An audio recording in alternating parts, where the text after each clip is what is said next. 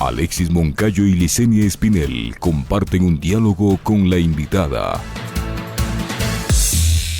En Punto Noticias hablamos de...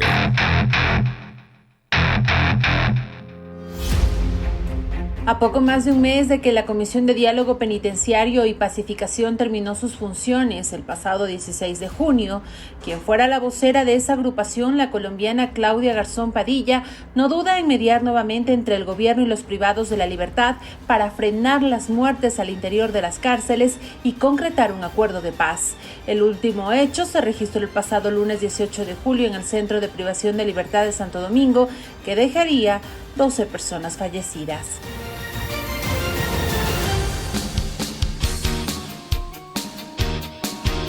Síguenos en www.pichinchacomunicaciones.com.es.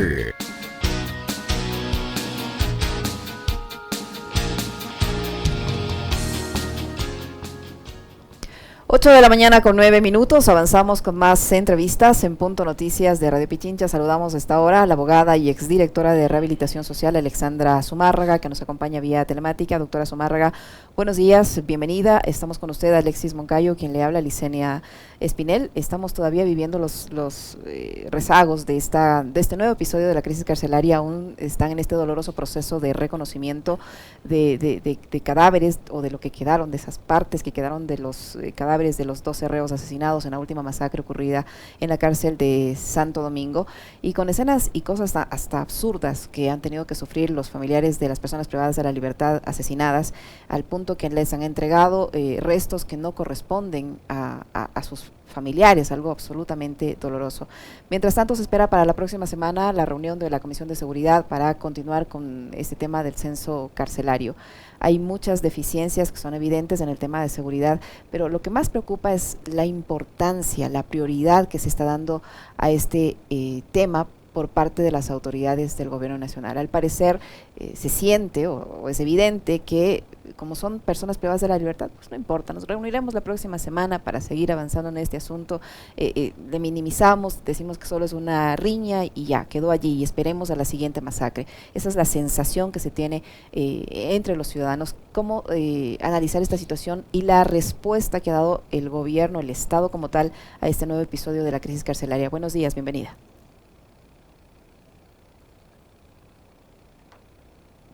Encienda su micrófono, por favor. Muy amable, buenos días. Gracias por su invitación a este espacio. Bueno, esto como lamentablemente ya se venía, es la masacre, una de las masacres ya que todos nos esperábamos, porque de esto ya se tenía alertas desde incluso antes del paro.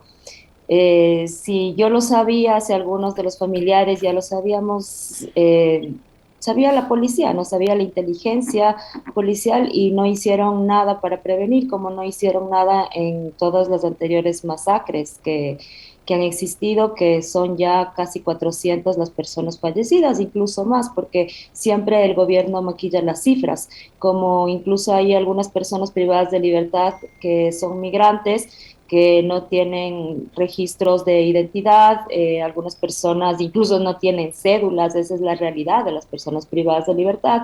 Entonces no se conoce su identidad y el gobierno siempre va a maquillar estas cifras. La anterior masacre dijeron que hubieron 40 fallecidos y eso no es así. Se podía ver pilares y pilares de cuerpos que no eran 440 fallecidos, eran mucho más. Y entonces ya estamos acostumbrados a que el gobierno nos da las mentiras estatales y como digo, siempre la inteligencia policial, penitenciaria, ¿dónde está? Después de la masacre sí, ¿no? Ahí sí saben con punto y coma por qué pasó esto, pues, quiénes fueron los responsables, nombres, apellidos, de qué banda pertenecían, luego hacen los traslados. ¿Y antes qué? ¿Antes qué?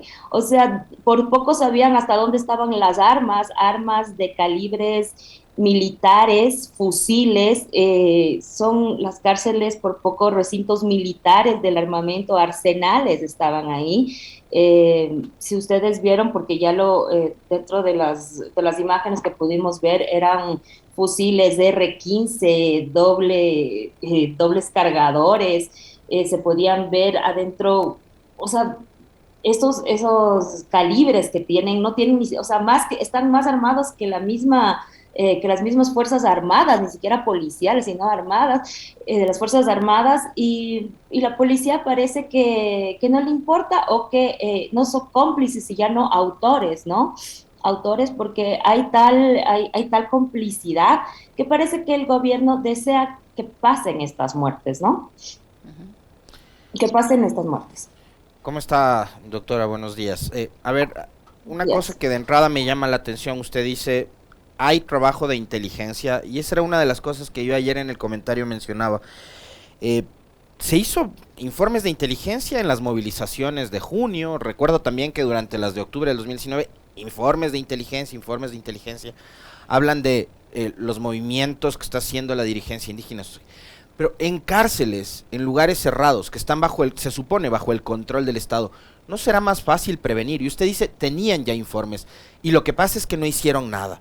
Y si no hicieron nada, y si siguen impávidos, y si siguen indolentes, sin tomar decisiones para frenar que sigan ocurriendo este tipo de eventos en los centros de privación de libertad, ¿qué es lo que buscan entonces? O sea, ¿dejar que se maten? No entiendo, doctora, o sea, si están los informes ahí y la policía y el gobierno no hicieron nada, lo que buscan es dejar que la crisis se ahonde, se profundice.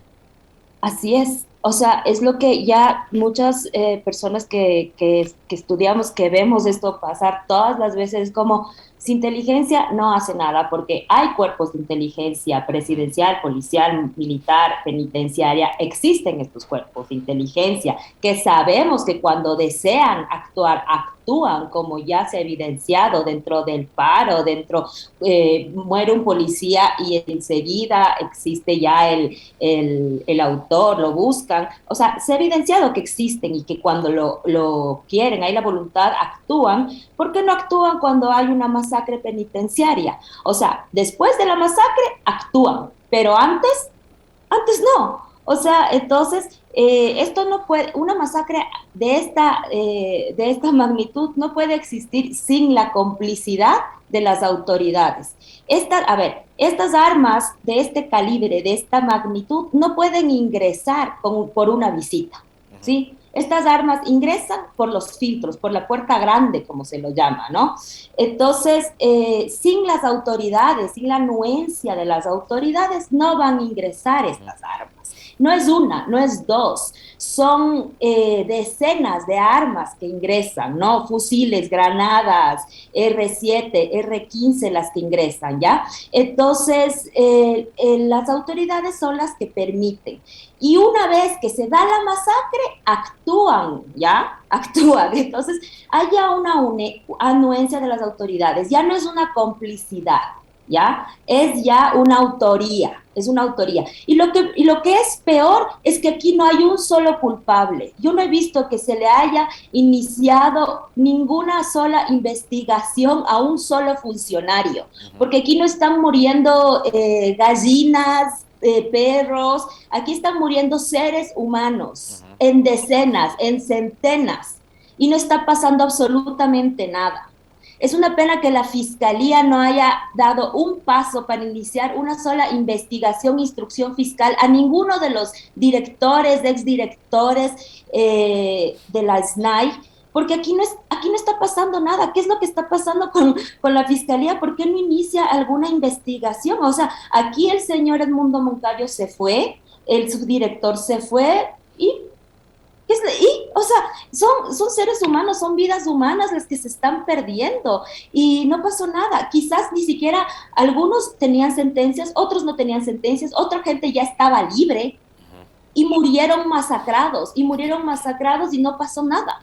Y no pasó nada. O sea, ¿ustedes han oído de que alguno de estos funcionarios tiene por lo menos una investigación iniciada? Yo no. O sea, no hay ni siquiera procesos de control político. Fíjese, yo coincido totalmente con con esa indignación y decepción que usted manifiesta en este momento, doctora Zumárraga.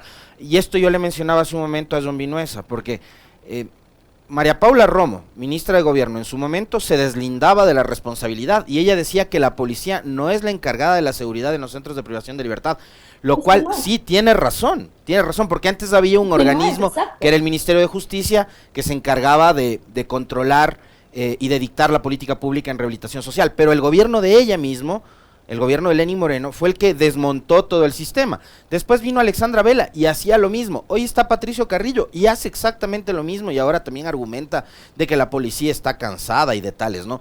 Pero ¿qué pasa entonces también con el rol de quienes tienen que convertirse en fiscalizadores de la función pública? Yo ayer decía, bueno, si no es el ministro del Interior, si no es el secretario del SNAI o el director del SNAI, lo que sea, hay un presidente de la República que es finalmente el jefe del Ejecutivo quien termina siendo el responsable. Es que, bueno, sí, primero, pero desde yo lo que yo veo la gravísima aquí, el gravísimo problema es que desde que el SNAI o la secretaría encargada de llevar las cárceles ya no está en manos de civiles, sino está en manos de la policía. Lo que todos somos críticos de esto, ¿no? O sea, los policías en servicio pasivo o activo están encargados de la policía. Y desde ahí empezó esto a descontrolarse, porque la policía es un ente que persigue al delincuente y su visión es de perseguir al delincuente, no de rehabilitarlo. Entonces se le está cargando a la policía de más funciones y esto ha corrompido aún más el sistema. Desde que la policía se encarga de rehabilitar o de estar a cargo de las cárceles, la corrupción ha ido en aumento y desde este momento, desde que el gobierno de Lenín Moreno encarga a la policía al SNAI, las masacres fueron en aumento, pero es estadística y nosotros podemos ver que las masacres desde el 2021 al 2022 se dieron, pero descontroladamente. Entonces nosotros tenemos que darnos cuenta, el presidente tiene que darse cuenta que la policía ya no puede estar a cargo del control y la administración de la cárcel porque ellos no tienen esa visión y se está corrompiendo demasiado, está demasiado aliada a las bandas criminales y es desde ahora o sea, para mí hay una complicidad y autoría de lo que está pasando. Déjense que se maten, dejen que se maten, porque es evidente lo que está pasando y aparte de eso hay una impunidad completa. Lo que el ex juez de la Corte Constitucional, Ramiro Ávila, está diciendo es un genocidio. O sea, aquí hay unas masacres que se están dando y esa masacre sin la anuencia del Estado o de las autoridades estatales no se puede dar. O sea, estas masacres sin la anuencia de las autoridades no pueden darse. No puede darse. Estas armas no entran por las visitas, estemos completamente claros. Así es. Además, eso lo habría señalado también esta Comisión de Pacificación en uno de sus informes, ¿no?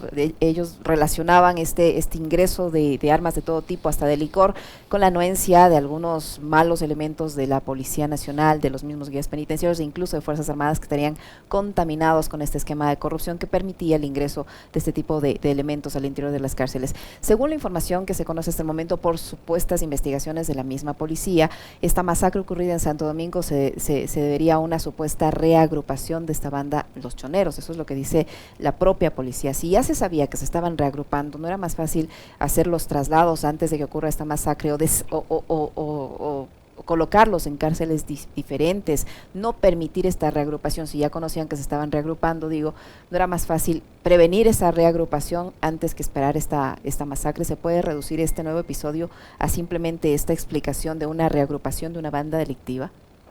Lógico.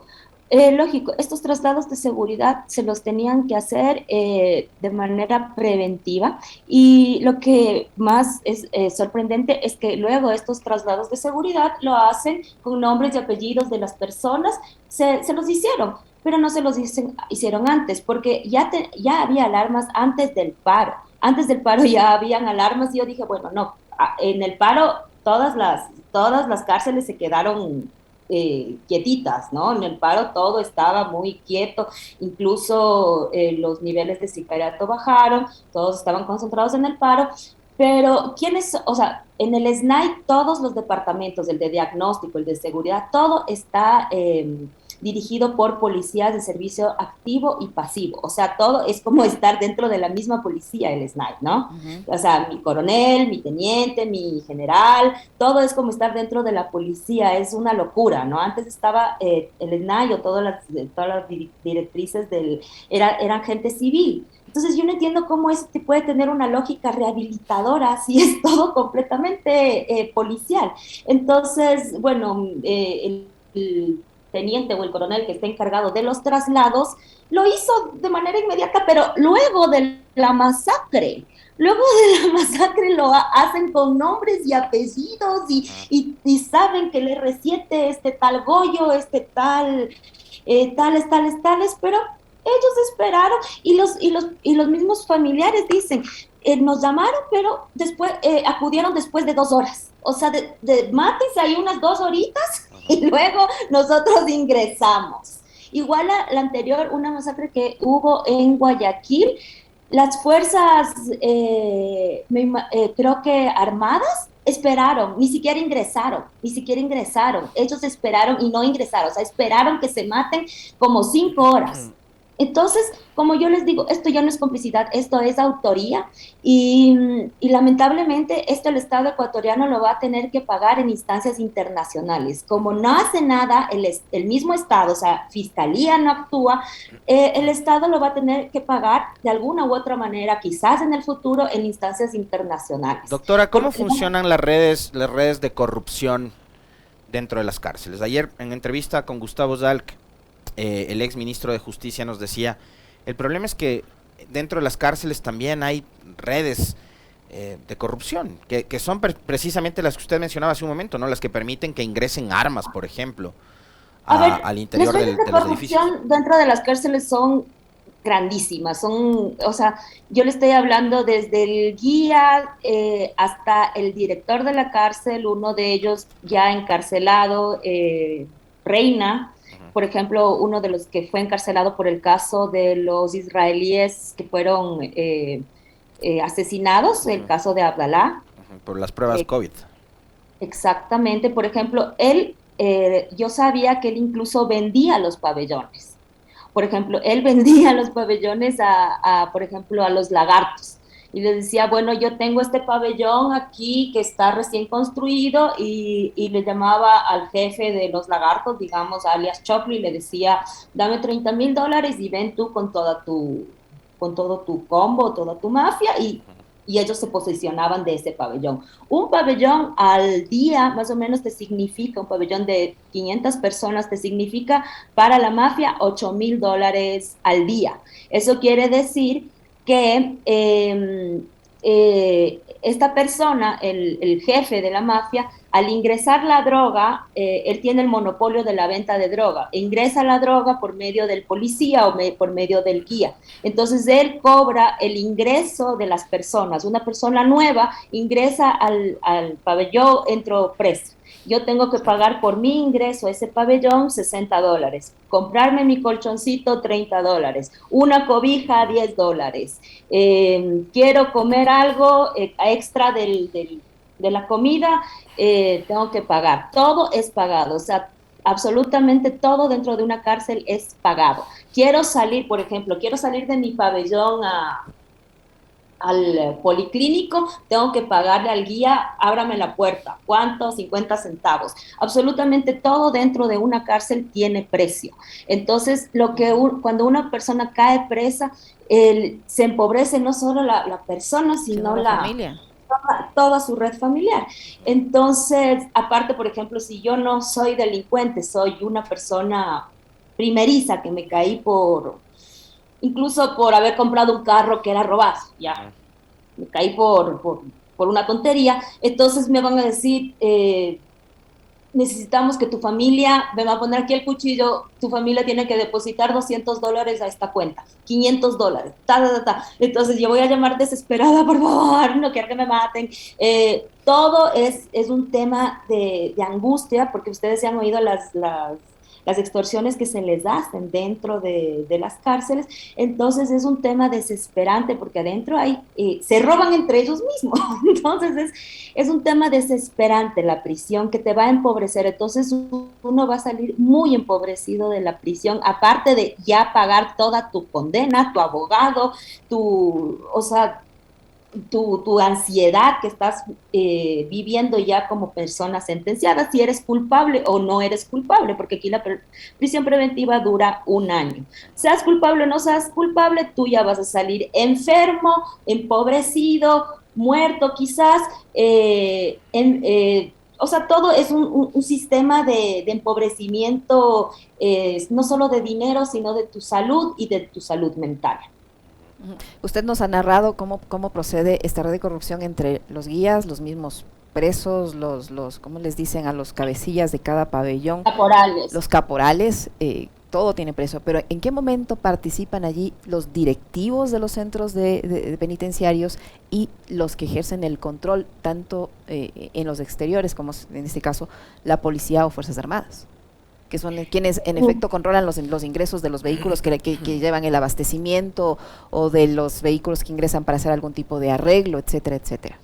Por ejemplo, yo estoy en un pabellón donde realmente es muy peligroso para mí, entonces, o hay alguien que es demasiado peligroso para mí, este pabellón me disgusta y quiero cambiarme a un pabellón donde es más, por ejemplo, un pabellón donde se rehabilitan de drogas, es más fácil. Entonces yo le digo al director, por favor, cámbieme de pabellón, o al guía, a veces se encarga de cambiar los pabellones. Entonces me dice, ok, $300 es el cambio de pabellón, o el que convenga. Entonces a la señora de diagnóstico o al guía o al quien se ha encargado le tengo que pagar para que me cambie de pabellón. Después, cuando hay los trámites de prelibertad o de cambio de régimen, necesito mis papeles para hacerme los certificados de buena conducta, los certificados de que yo participé en actividades de rehabilitación social.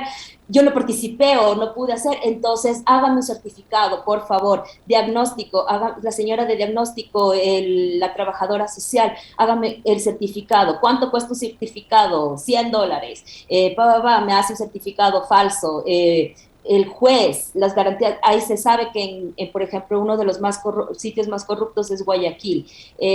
La gente no va a salir en el semiabierto, al régimen semiabierto si no es pagando. El que paga va a salir, el pobre no va a salir. Todo es pagado, o sea, absolutamente todo el sistema es pagado. Entonces, ¿quién te va a dar el chance de salir? Es el juez de garantías penitenciarias o los jueces que te dan este trámite, pero solo el que paga va a poder salir. Entonces, por eso es que había tanto hacinamiento, porque solo el que pagaba podía salir. Entonces, el pobre ladrón que estaba ahí porque era pobre o porque no pudo pagarse una buena defensa, estaba ahí para toda la vida. O sea, pagaba en seco, como se decía, pagaba toda la condena y no pagaba el 60%. Entonces, por eso era tanto hacinamiento. Entonces se daban las medidas parche, como fue el indulto que dio el presidente Lazo, como salga todo el que pueda, porque si no va a salir la gente, ¿no? O sea, no va a salir la gente porque ahí se quedan olvidados. Entonces, había gente que yo visitaba Guayaquil y había gente que decía, no, es que aquí estoy mejor porque si salgo afuera no tengo que comer. Entonces, había gente que prefería estar presa a estar afuera. Así de fuerte era la realidad de las personas.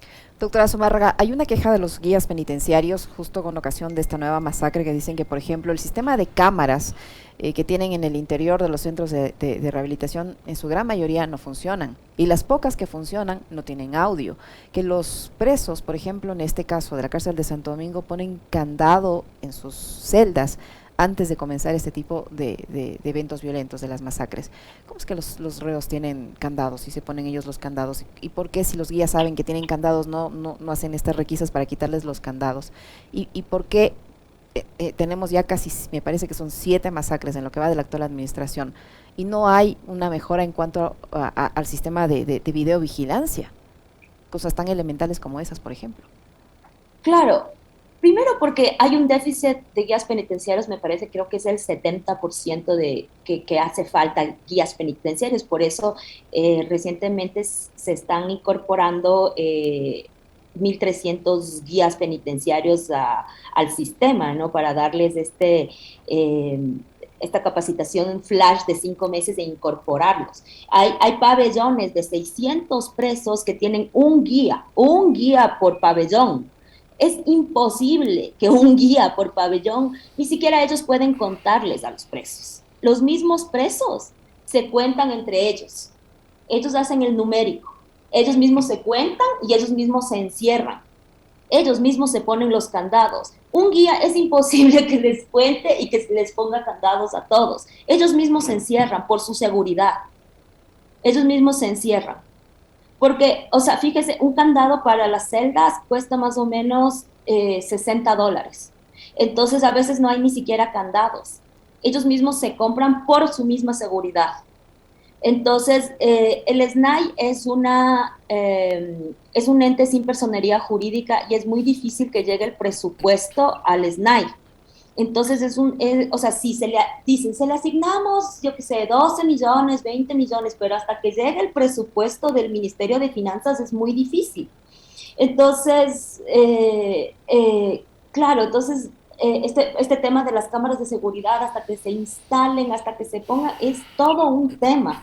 Entonces, en todas estas masacres, lo que hacen los presos es vandalizar todo, ¿no? Primero las cámaras, han vandalizado absolutamente todo y yo no entiendo por qué no lo han reconstruido. Como usted dice, el sistema penitenciario es la última rueda del coche, pero a nosotros nos interesa mucho la seguridad. Yo creo que si nos interesa la seguridad, nos debería interesar la rehabilitación, porque las personas que están presas salen de ahí con una revancha, un revanchismo social muy grande. Si uno sale con antecedentes penales, eso no se te va a borrar por 2 años, entonces nadie te va a coger con antecedentes penales, pues nadie te va a coger para trabajar. Entonces, ¿qué hace una persona con antecedentes penales? No puede hacer nada, no puede trabajar. ¿A qué se va a dedicar una persona con antecedentes penales? Absolutamente a nada, no puede trabajar. Y eso no ha mejorado, por ejemplo, no hay un programa para los preliberados, que digan, bueno, aquí esta va a ser una fábrica para preliberados, vengan a trabajar los preliberados. Debería haber algo así, porque si no, ¿a qué se dedica?